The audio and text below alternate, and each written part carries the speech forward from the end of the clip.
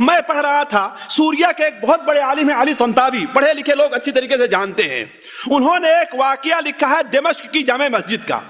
دمشق کی، میں یہ بات کہہ رہا ہوں کہ وہ چور جو چوری کر کے مال لے رہا ہے، وہ مال جو سود سے ہم لے رہے ہیں، وہ مال جو ڈاکہ ڈال کر کے ایک انسان لے رہا ہے، وہ مال جو ہڑپ کر کے ایک انسان لے رہا ہے، وہ زمین جو قبضہ کر کے انسان لے رہا ہے، وہ زمین اگر اس کو اس سے مستفید ہونا قسمت میں لکھا ہوا ہے تو وہ اسے مل کر کے رہے گی، لیکن انسان جلد بازی کرتا ہے اور ناجائز طریقے سے حاصل کرنا چاہتا ہے۔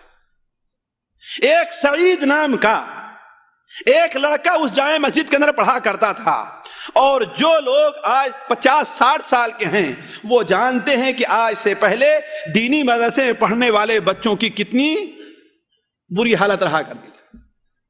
اسی لیے لوگ جلدی اپنے بچے کو دینی مدرسے میں داخل نہیں کرتے تھے، اور ساتھیوں خود میرے اوپر یہ بات پیش آئی کہ میرے والد نے یہ عہد کر لیا تھا کہ ہم اپنے بچوں کو دینی تعلیم ہی پڑھائیں گے، اس کے بعد جو کوئی جو پڑھنا چاہے اس کے بعد پڑھ لے گا، لیکن سب سے پہلے ضروری ہے کہ دین سیکھے۔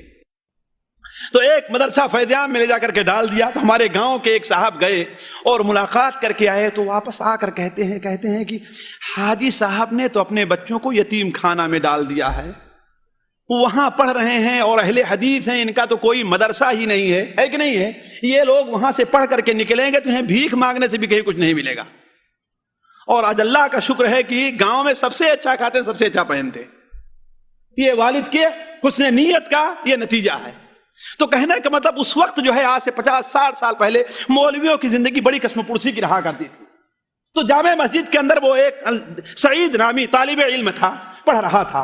ایک دن اسے کچھ کھانے کو نہیں ملا، دوسرے دن کھانے کو نہیں ملا، تیسرے دن کھانے کو نہیں ملا، تو سوچا کہ اب تو حالت بڑی خراب ہوتی جا رہی ہے، ہمیں ایک وقت کا کھانا نہیں ملتا تو ہم سے نہیں رہا جاتا ہے، چہ جائے کہ 3 دن ہو گئے اللہ کے بندے کچھ نہیں مل رہا ہے۔ واللہ ذرا غور کریں گے اور یہ اس بات کی دلیل ہے کہ جو میں یہ کہہ رہا ہوں کہ اگر چور اس مال کو چوری کر کے نہ لیتا، اگر اس کی قسمت میں ہے تو وہ اسے مل کر کے رہتا، جائز طریقے سے، اگر ناجائز طریقے سے لے رہا ہے وہ۔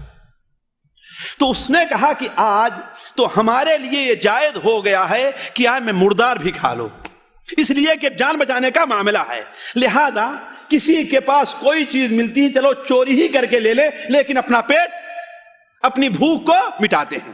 چنانچہ مسجد پر چڑھا، اور آپ لوگ جو پرانے شہر کے رہنے والے ہوں گے اس وقت جانتے ہوں گے، ایک چھت پر اگر انسان چلے تو پورے گھر پر، پورے محلے کے اندر انسان جا سکتا تھا، اتنے نزدیک چھتیں رہا کرتی تھی، ہے کہ نہیں ہے؟ تو وہ مسجد کی چھت پر گیا تو ایک طرف نظر دوڑایا تو کیا دیکھتا ہے، ایک گھر کے اندر 4-5 عورتیں دکھائی دے رہی ہیں۔ وہ شرمایا اور دوسری طرف چلا گیا، کہا کہ یہ بہت غیر معقول سی بات ہے کہ میں دینی تعلیم حاصل کر رہا ہوں اور غیر محرم عورتوں کی طرف دیکھوں۔ دوسری طرف دیکھتا ہے تو اسے ایک گھر خالی دکھائی دیتا ہے۔ چنانچہ مسجد سے اس چھت پر گیا، اور اس چھت پر گھر کی گیا تو کھانے کی مہک آ رہی، کوئی کھانا پک رہا ہے۔ کہا کہ ہاں اس گھر میں تو ہمیں کھانے کی چیز مل جائے گی۔ چنانچہ آسانی سے گھر کے اندر اترا اور دیکھتا ہے کہ دائیں بائیں اس گھر کے اندر کوئی آدمی نہیں ہے۔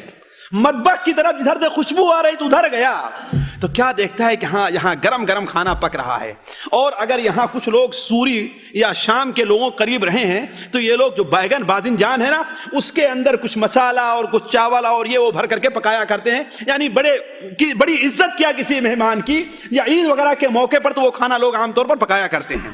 تو کیا دیکھا کہ ایک برتن میں وہ بیگن جو ہے ابل رہا ہے اور پک رہا ہے۔ چنانچہ دائیں بائیں دیکھا، کوئی نہیں تھا، ڈھکن کو اٹھایا اور ایک بیگن کو اپنے منہ کے اندر ڈالا، اور بیگن اتنا گرم تھا کہ اس سے برداشت نہیں ہوا۔ اس وقت اس کی روح جاگی اور کہا اے اللہ تبارک و تعالی، اس دنیا کی گرمی کو اگر میں آج نہیں برداشت کر سکتا ہوں تو قیامت دن کیسے اس گرمی کو برداشت کروں گا۔ چنانچہ آدھا جو کاٹا تھا اس بیگن کو وہیں پر رکھ کر کے دوبارہ واپس آ گیا اور مسجد کے اندر بیٹھ گیا۔ اتنی دیر میں استاد آئے، اس کے جو شیخ تھے وہ پڑھانے کے لیے۔ ابھی شیخ نے اپنا درس شروع نہیں کیا ہے کہ کیا دیکھتے ہیں کہ مسجد کے دروازے سے ایک برقع پوش عورت داخل ہوتی ہے، اور اس کے ساتھ ایک بوڑھا ہے جو ڈنڈا لے کر کے چل رہا اور مشکل سے چل پا رہا ہے۔ اس عورت نے شیخ کو اشارہ کیا کہ شیخ یہاں آ جائیں. شیخ اس کے پاس گئے, پوچھا کیا بات ہے؟ تو اس نے شیخ سے اپنی بات بتائی. شیخ آ کر کے اپنی جگہ پھر بیٹھ گئے.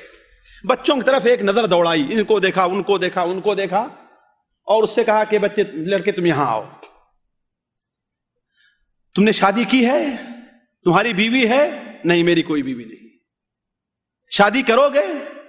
کہا کہ یہاں مجھے بھوک, اپنا پیٹ بھرنے کے لیے کوئی چیز میرے پاس نہیں ہے, تو میں شادی کہاں سے کروں گا؟ میرے پاس مہر کے لیے پیسہ کیا ہوگا؟ کہا کہ تم تیار ہو کہ نہیں تیار ہو؟ کہا کہ جیسا آپ کہیں. کہا کہ ٹھیک ہے تم شادی کرو, تمہاری مہر دینے کے لیے میں تیار ہوں. پھر اس کے بعد کہا کہ یہ عورت ہے, یہ اس شہر میں اکیلی ہے, اس گھر میں اس کا کوئی محرم نہیں ہے, چند مہینے پہلے اس کے شوہر کا انتقال ہو رہا گیا ہے, اس کا گھر ہے, اس کا اپنا گھر ہے, اور اس کے پاس روزی کا سامان بھی موجود ہے, یہی ایک چچا ہے جو اس کا محرم ہے. یہ عورت کہہ رہی ہے کہ اکیلے میں گھر میں رہتی ہوں, لوگوں کی میرے اوپر نظریں اٹھیں گی کہ بیوہ عورت اور اکیلے گھر میں رہتی ہے. دیکھیے اس وقت کا یہ خیال تھا, اس وقت یہ خیال تھا. اس لیے اگر کوئی نیک لڑکا مل جائے تو آپ اس نیک لڑکے سے میری شادی کر دیجیے, اس نیک لڑکے سے میری شادی کر دیجیے. تو اس لڑکی سے پوچھا کیا تم اسے اپنا شوہر بنانا چاہتی ہو؟ وہ راضی ہو گئی. چنانچہ اس کے چچا کو بلایا اور دونوں کا نکاح کر دیا. اس کے بعد کہا جب نکاح ہو گیا ہے تو تم اس کے ساتھ گھر بھی جاؤ. چنانچہ وہ عورت اسے گھر لے کر کے گئی اور چچا کو اس کے گھر چھوڑا. اس کے بعد اسی گھر میں ساتھیوں آتی ہے جس گھر سے وہ بیگل کو چھوڑ کر کے گیا ہوا تھا, بیگل کو چھوڑ کر کے جس گھر سے بھاگا تھا اسی گھر میں وہ عورت اسے لے کر کے جاتی ہے اور کہتی ہے کچھ کھاؤ گے بھی. چنانچہ گئی اور وہی برتن جو بیگن کا تھا لا کر کے اس کے سامنے رکھ دیا کھانے کو. وہ شخص دیکھ کر کے رونے لگا اور عورت بھی تعجب کرتی ہے کون چور آیا تھا جو یہاں پر کاٹ کر کے گیا ہے اس کو, اور کھایا بھی نہیں اور کاٹ کر کے چلا گیا. تو اس شخص نے اپنی صورتحال بتائی کہ میں 3 دن سے بھوکا ہوں اور اس طریقے سے میں اس گھر کے اندر آیا تھا. اس عورت نے کہا تم نے اللہ کے لیے اس چیز کو چھوڑا ہے تو اللہ تعالیٰ نے جائز طور پر تمہیں وہ گھر بھی دے دیا اور وہ کھانا بھی دے دیا. تو میں عرض کر رہا تھا ساتھیوں کہ چور, ڈاکو غلط طریقے سے جو مال حاصل کر رہا ہے, اگر اس سے مستفید ہونا اس کی قسمت میں لکھا ہوا ہے تو وہ اسے مل کر کے رہے گا. اللہ کے رسول صلی اللہ علیہ وسلم ایک بار اپنے ساتھیوں کے ساتھ جا رہے تھے, ایک کھجور پڑی ہوئی تھی. امام بحقی رحم اللہ اپنی کتاب شعب الایمان کے اندر, امام ابن حبان رحم اللہ اپنے صحیح ابن حبان میں نقل کرتے ہیں کہ ایک کھجور وہاں سے پڑی ہوئی تھی, آپ نے اسے اٹھا لیا, آپ نے اسے اٹھا لیا, اور اٹھانے کے بعد آپ کیا دیکھتے ہیں کہ ادھر سے ایک بھیک مانگنے والا آ رہا ہے. چنانچہ آپ صلی اللہ علیہ وسلم نے اسے وہ کھجور دے دیا اور کہا اگر تو اس کھجور تک نہ پہنچتا تو یہ کھجور تجھ تک پہنچ جاتی ہے, اس کھجور تک تو نہ آتا تو یہ کھجور تیرے گھر تک پہنچ جاتی اگر تیری قسمت میں لکھا ہوتا تو. اسی لیے تو آپ صلی اللہ علیہ وسلم نے بیان فرمایا ہے کہ اگر انسان اپنی روزی سے ایسے ہی بھاگے جیسا کہ موت سے بھاگتا ہے تو وہ روزی اس تک پہنچ جائے گی جیسے موت اس تک پہنچ جایا کرتی ہے. تو عرض کرنے کا مقصد یہ ہے کہ ساتھیوں جن بھائیوں کے اندر قناعت نہیں پائی جا رہی ہے وہ اس کے اوپر ایمان رکھیں اللہ کی مقرر کردہ تقدیر کے اوپر, اور اس پر رکھیں کہ جتنی روزی میری قسمت میں لکھی ہوئی ہے جب تک وہ روزی میں کھا نہیں لوں گا اس وقت تک اس دنیا سے میں نہیں جاؤں گا. سامعین اکرام, ہمارے علمی اور عوامی دروس اور سوال و جواب کی مجلسوں سے آپ خود بھی مستفید ہوں اور اپنے دوست و احباب کے ساتھ بھی شیئر کریں. عین ممکن ہے کہ آپ کے شیئر سے کسی کی اصلاح اور آپ کے لیے صدقہ جاریہ بن جائے. واٹس ایپ پر اسلامک میسج حاصل کرنے کے لیے نمبر نوٹ فرمائیں. یعقوب عزیز 009665089590707. واٹس ایپ سوال جواب گروپ میں ایڈ ہونے کے لیے نمبر نوٹ فرمائیں. عبدالسلام عمری 0096650262762. نمبر بھیجتے ہوئے نام اور پتہ ضرور لکھیں. اسی طرح ہمارے یوٹیوب چینل اسلامی دعویٰ کو ضرور سبسکرائب کریں تاکہ ہماری ہر نئی اور اہم ویڈیو کی اطلاع آپ کو فوری حاصل ہو جائے. تمام دروس, مقالات اور سوال و جواب سیریز کے لیے ہماری مشہور ویب سائٹ www.islamidawah.com کا مشاہدہ کرتے رہیں. السلام علیکم ورحمۃ اللہ وبرکاتہ.